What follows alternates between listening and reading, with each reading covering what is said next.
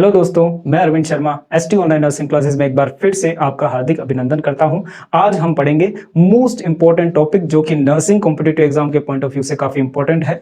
Topic है anti epileptic drugs. और anti epileptic drugs पढ़ने से पहले अपन इंपॉर्टेंट पॉइंट्स की बात करेंगे, ठीक है। सो अपने पास में ये तीन टर्म है। First one epilepsy, second one seizure और थर्ड वन है कन्वर्जन। कन्वर्जन का सीधा सा मतलब होता है जर्की मूवमेंट। जर्की मूवमेंट का सीधा सा मतलब होता है बॉडी में झटके आना, बॉडी में झटके आना, दैट इज जर्की मूवमेंट। तो मैं यहां पे लिख दूं कन्वर्जन का मतलब होता है jerky movements. Next one term बात करें जिसका नाम है सीजर। सीजर का मतलब होता है hyper activity of the brain और अबनॉर्मल इलेक्ट्रिकल डिस्चार्ज। तो मैं यहां पे लिख दूं hyper activity of the brain या एबनॉर्मल इलेक्ट्रिकल डिस्चार्ज।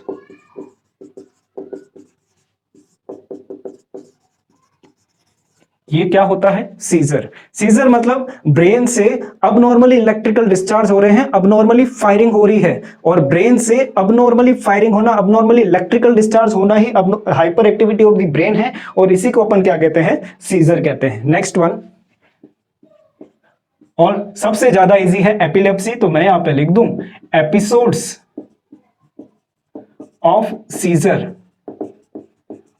और multiple episodes of seizure is known as epilepsy।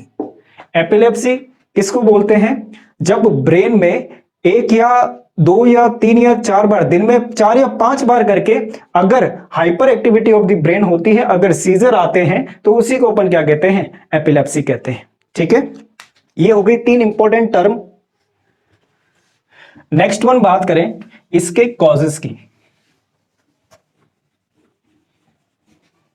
चले मैं यहां पे लिख दूं causes of seizure. Causes of seizure, seizure के इंपॉर्टेंट कॉजेज है जिसको अपन एक कहानी के रूप में पढ़ेंगे। चले, एक कहानी है राजा और प्रजा की। आप रानियों को साइड में रखो, ठीक है। तो राजा और प्रजा की कहानी है।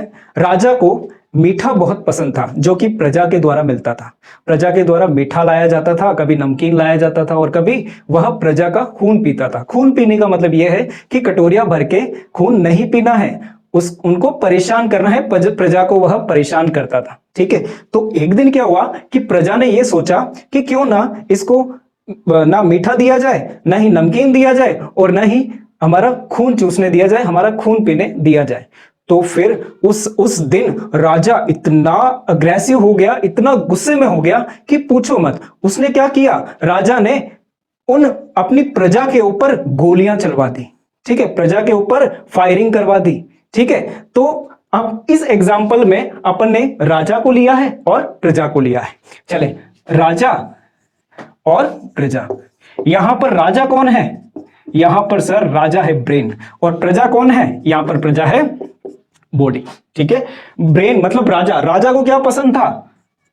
राजा को पसंद था मीठा, नमकीन और प्रजा का ब्लड, ठीक है। तो मैं यहां पे लिख दूं मीठा का मतलब होता है ग्लूकोज।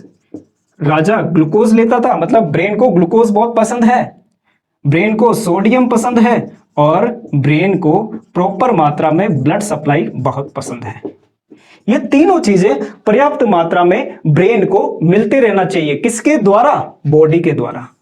अगर ये तीनों चीजें बॉडी ने किसी वजह से प्रोवाइड नहीं की तो फिर राजा मतलब ब्रेन बहुत ज्यादा एग्रेसिव हो जाता है और अब नॉर्मली खुद से फायरिंग करना स्टार्ट कर देता है। अब नॉर्मली इसकी एक्टिविटी बढ़ जाती है और अब नॉर्मली इंपल्सेस का सिक्रिएशन करने लगता है, जिसकी वजह से पर्सन को क्या आते हैं? सीजर आते हैं। क्या आते हैं? सीजर आते हैं। तो मैं यहां पे परफेक्टली कॉजेस को देखूं। फर्स्ट वन, अगर ग्लूकोज पर्याप्त मात्रा में बॉडी नहीं देती है, किसके कारण नहीं देती है? हाइपोग्लाइसीमिया के कारण। नेक्स्ट वन, सोडियम हाइपोनेट्रीमिया के कारण। और इस्चीमिया के कारण ब्रेन को प्रॉपर मात्रा में ब्लड सप्लाई नहीं होती है।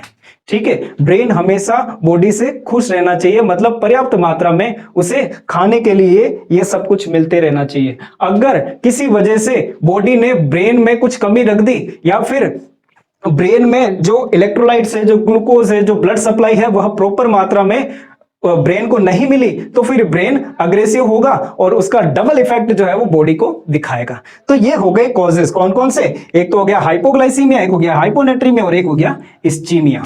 ठीक है, इस्चीमिया का मतलब deficient blood supply. Next one बात करें,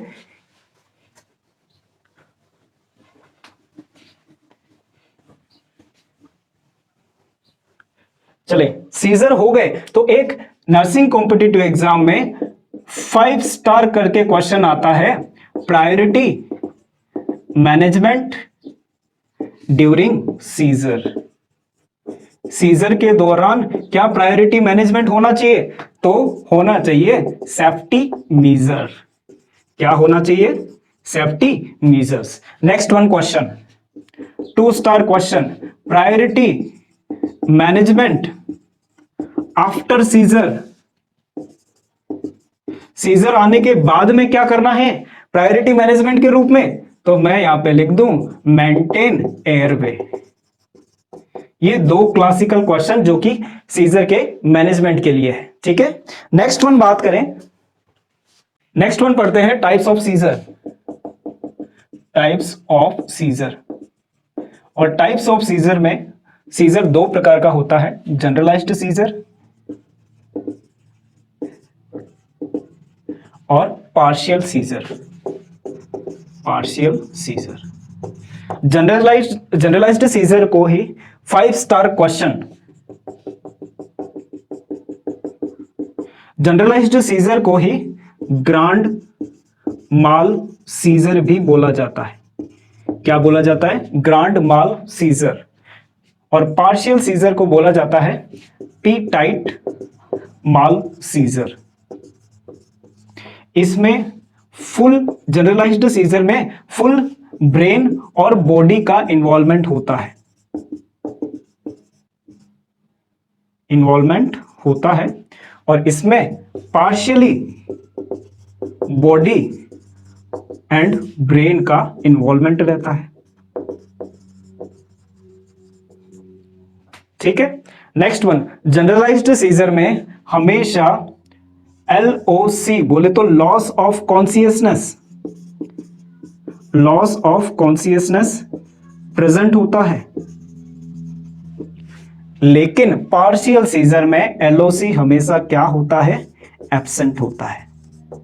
LOC क्या होता है, एब्सेंट होता है। ठीक है, अच्छा इसमें फुल बॉडी और ब्रेन का इन्वॉल्वमेंट कैसे, कि ब्रेन, पूरे ब्रेन में अगर लीजन हो रखा है या फिर पूरे ब्रेन में ब्लड सप्लाई खत्म हो चुकी है, इस्चीमिया हो चुका है, नेक्रोटाइज हो चुका है, इंफेक्शन हो चुका है, जिसके चलते अगर सीजर आए तो वो सीजर कौन से होते हैं, जनरलाइज्ड सीजर होते हैं। अगर सेरिब्रम के छोटे से पार्ट में, ब्रेन के छोटे से पार्ट में अगर लीजन हो चुका है, इस्चीमिया हो चुका है, नेक्रोसिस हो चुका है, इंफेक्शन हो चुका है, तो फिर उन पर्सन में क्या आएंगे, जो सीजर आएंगे वो आएंगे पार्शियल सीजर। क्या आएंगे, पार्शियल सीजर। ये हो गए types of seizure. Next one बात करते हैं,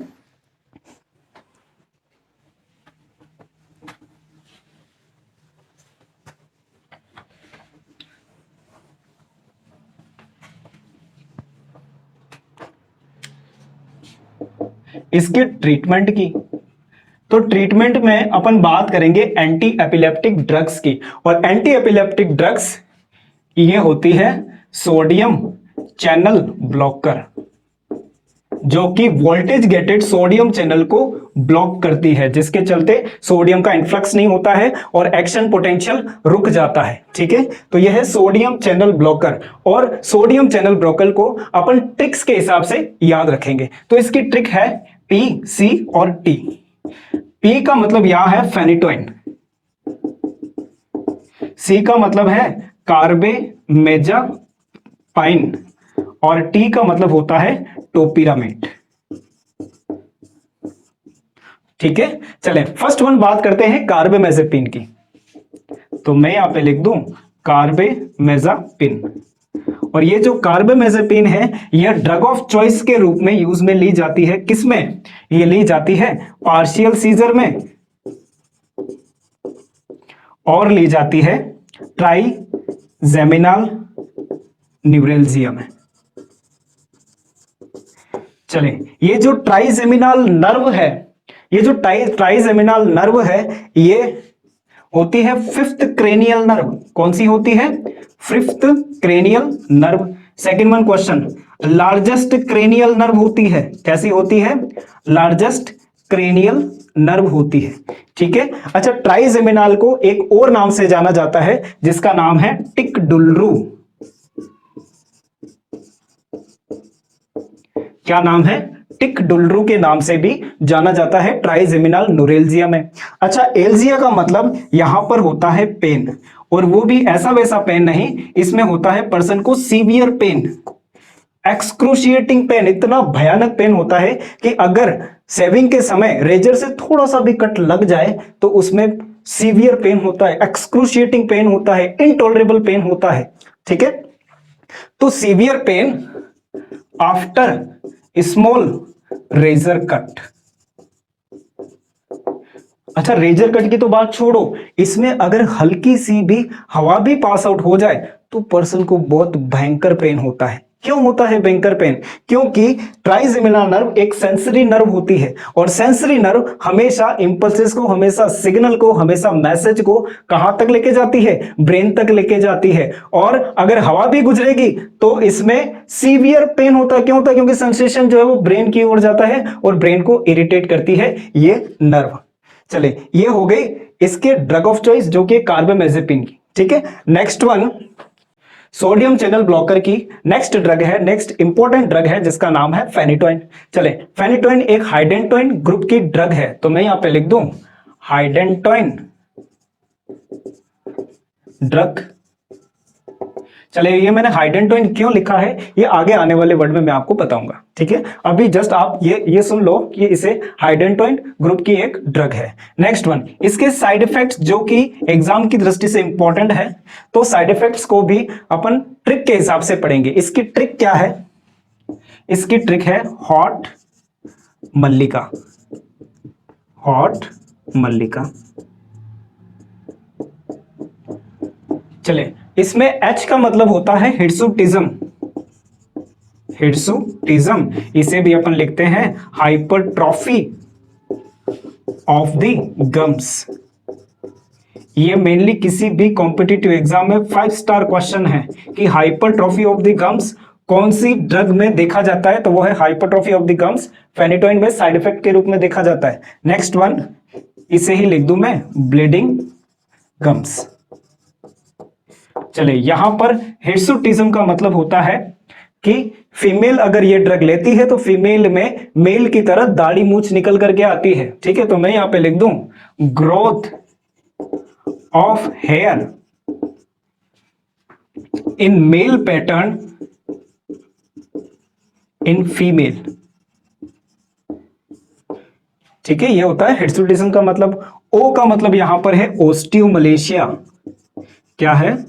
ओस्टियोमलेशिया। टी का मतलब होता है टेरेटोजेनिक, तो मैं यहां पे लिख दूं टेरेटोजेनिक ड्रग। एम का मतलब होता है megaloblastic anaemia. Megaloblastic anaemia. A का मतलब है यहां पे एरिथमिया। एल का मतलब है लिम्फ नोड एनलार्जमेंट।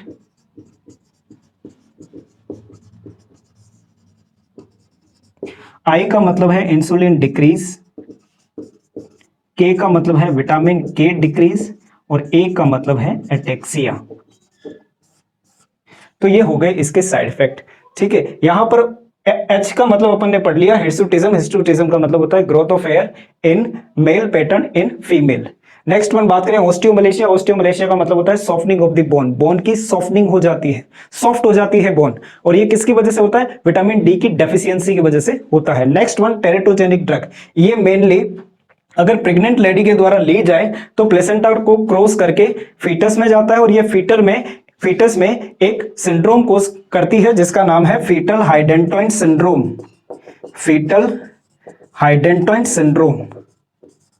और फीटल हाइडेंटोइन सिंड्रोम में होता क्या है, इसमें होता है cleft lip and cleft palette.